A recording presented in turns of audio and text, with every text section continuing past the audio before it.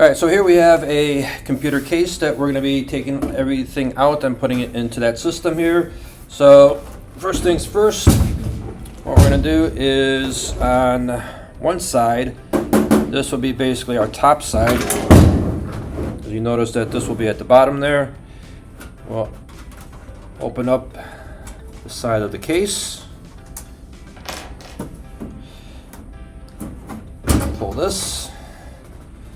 That off to the side, and now we have all the components inside here. So what we're going to do is we're going to take the expansion card out. We're going to unscrew the screws that keep the motherboard in place, disconnect all the wires, take out the power supply, take out the board, and insert it there. Alright, next we got to figure out where all these wires go and how to disconnect everything. So a couple of things. So we have a case fan. If we follow the wires, this one happens to have everything tightened up here.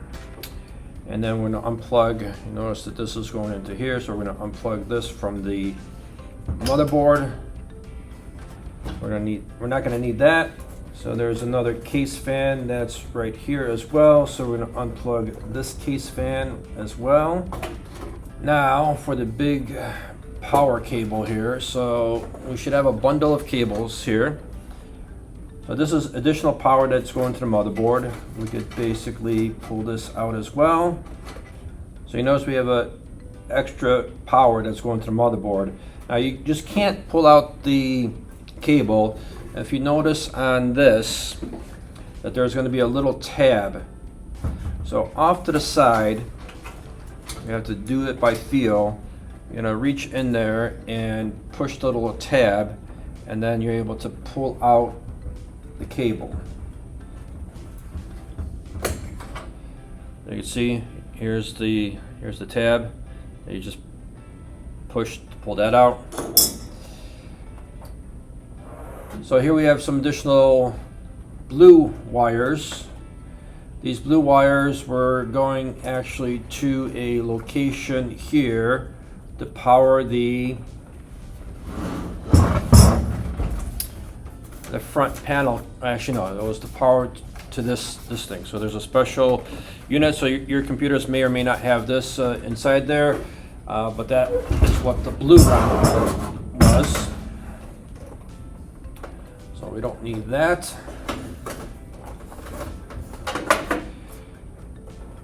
So these are our SATA cables. So before we disconnect the SATA cables, let's actually disconnect the main power, and same thing. So this is the main P1 power connector, and then if you end up taking a look at it, there is going to be yet another tab. Press on the tab, and then we're able to kind of wiggle it out a little bit.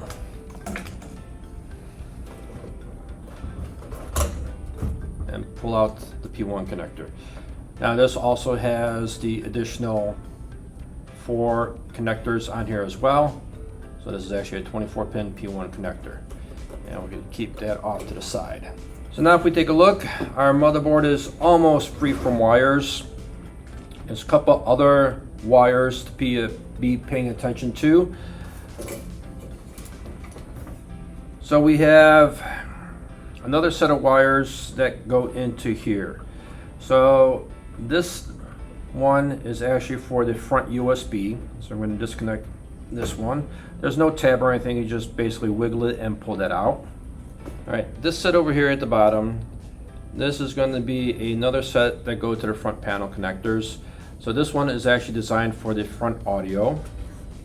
These wires right here that we got, right, you may have a few of them, you may not, so it depends on how the system was configured and what's inside there. So these are your SATA cables. So we're going to disconnect the SATA cables. Now, again, these things have little clips in them, so you want to make sure that you press the clip to release them. Some of them may have them, some may not. So like this one, you just pull out because there's no clip associated with it. And this one has a clip. So we'll just press the clip and then pull that out. and this one doesn't have a clip. So now all we have left is these particular connectors, and these are again, the front panel connectors. So we'll just pull these out gently. So typically the power supply on these ATX boards are held by 4 screws on the outside here. So all we'll do is just undo these screws.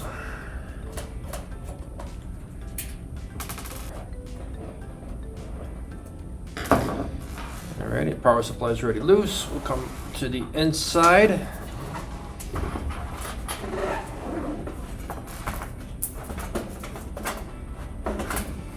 And we'll push it back a bit, and then we're able to lift it up and out.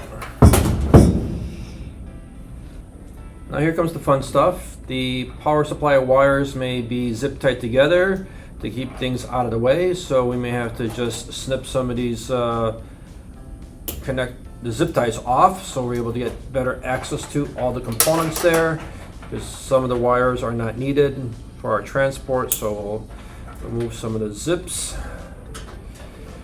This one's connected to that power device. This one over here we'll disconnect here, and pretty much after that we have the entire power supply removed. And I think that is all that we're going to need from the computer case for right now. So we'll take the computer case and we'll just put it off to the side. All right, now we're going to install the power supply. We're going to basically get the power stuff down at the bottom. Now, unfortunately, we're not going to be able to utilize all of the 4 screws. And in this particular case, I could already see that the screw holes don't quite line up 100% here. So if we zoom in just a little bit here. Alright, so if we zoom in, as we can see, the screw holes don't quite line up perfectly, but they should be able to fit the screws that we end up utilizing from the power supply itself. So we'll take that and we'll just secure it in there. Couple of twists in there. Put that one in, let it catch. And then once it does, we'll tighten it all up.